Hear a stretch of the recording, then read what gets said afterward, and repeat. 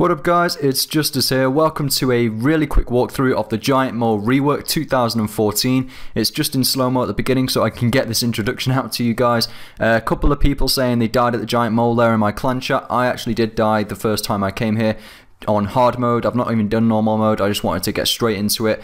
Soon picked it up, obviously, because we do high level bosses like Virago, etc.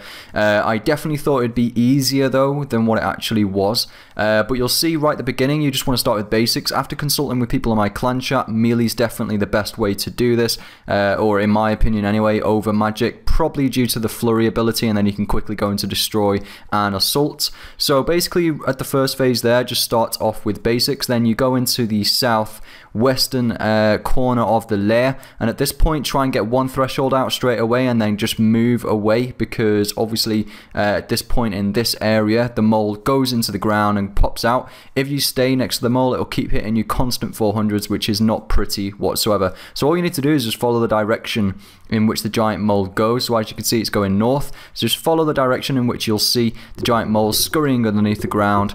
So I'm running north. Now this layer, the giant mole spawns minions.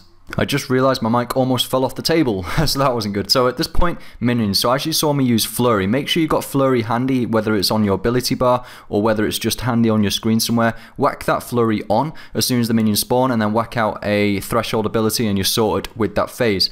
Then it goes, just follow the giant mole again. In this case, it goes to the southeastern part of the layer, and again just make sure you keep using those shortcuts constantly. Don't know whether there's a level requirement for that, I really don't know, but I doubt it anyway, because obviously this is for lower to mid-tiered players.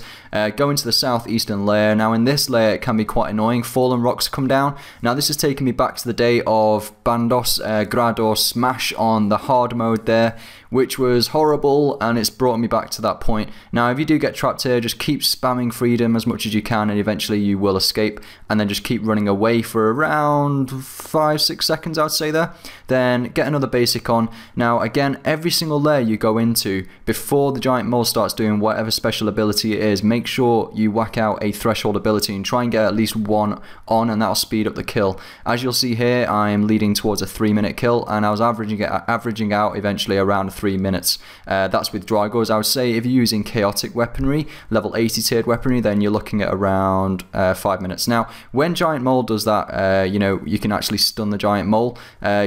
Use backhand, so again make sure you got backhand on the ability bar. And what I have noticed, it doesn't matter on whether it's on cooldown. Sorry, it does matter whether the stun ability is on cooldown. It doesn't matter whether you know, you're in that process where you've just hit an ability and you can't hit anymore. No, it doesn't matter. Just whack on that stun ability, and basically that'll mean that you can keep it there. Now you can also use destroy to stun as well, as you saw me there, and it's really handy. You also saw me use flurry whenever the minions spawn. This is the last room basically where the giant mole will take you towards the end of the kill, and make sure you use flurry to get rid of those minions, and then try and you know, use 2 thresholds straight away after a flurry before the minions spawn again. Now that's basically it. That's the really quick walkthrough. I hope you guys appreciate this walkthrough.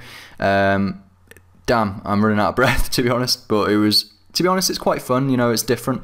I never actually bothered doing the old styled mole, really. I never really bothered doing that.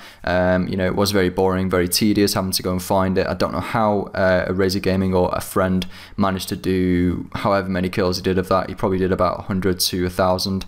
But you know, it's not a bad boss. Definitely enjoyable for lower to mid tier bosses. As you saw there, I'm going to use backhand again because the giant mole, basically the green particles will arise from him, and it actually says on the screen there that you can actually stun him. Always stun him, because you get an extra couple of hits there, which speeds up the kill, guys.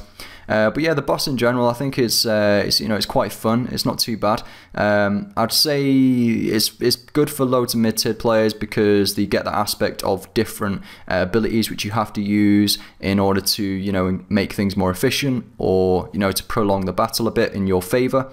Definitely the rocks falling down, that brings me back to God Wars Dungeon a bit with Bandos hard mode, and also potentially hinting on Virago when you're looking at the boulders and the ceiling rotation. You know, all of those little mechanics there, they've brought it in and downscaled it to basically fit a lower or mid-tiered PvMer. I would say a mid-tiered PvMer could solo this. You know, it'd be a lot harder, and you'd be looking at 5 to 7 minute kills. I'd say maybe 6 to 7 minute kills to solo it on hard mode.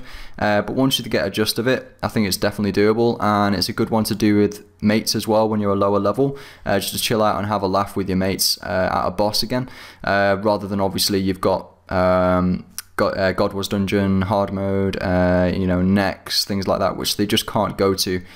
So, you know, Jagex aim here was for lower to mid-tier players, and I think they've accomplished that very well. Okay, so onto the loot. I was expecting to give you some really good advice on the ultra growth farming potions. Now, these ultra growth farming potions, I was really excited to getting these, and I thought, right, with my high level PvMer, I could potentially farm these potions, and then it will speed up my farm runs. I've recently started getting into farming. I'll probably make a video on that. But if I go into this, you can actually get lily seeds if you exchange the moleskin with the dude here, Winston the Gardener, or Winston the Gardener. He'll give you lily seeds, and then if you exchange that with the normal gardener, you can exchange it for farming experience, and you can get up to 5k farming experience per day from doing this, so that's quite handy as well if you guys want to do that. But it did take me a while to get those moleskins. However, I didn't pick up every single one. That's also my loot, guys, 311k for an hour, so really disappointed me there, to be honest, in the loot in terms of the potions. That was also 15 kills, and you do get a lot of bird nests for the mole, nose, and the claws, and that can come in handy as well, I suppose, but it really isn't that great money making wise, obviously. Now, by speed up my farm runs, I mean the ultra growth potion basically has the effect of speeding up the growth of trees by 2 stages. So for example, your fruit trees, each stage is worth around 160 minutes, so that equals to 320 minutes of saviour, which gets to around 10.5 hours growth for a fruit tree rather than 16 hours, which is normal. So that means you could probably do 2 sets of fruit trees within a day.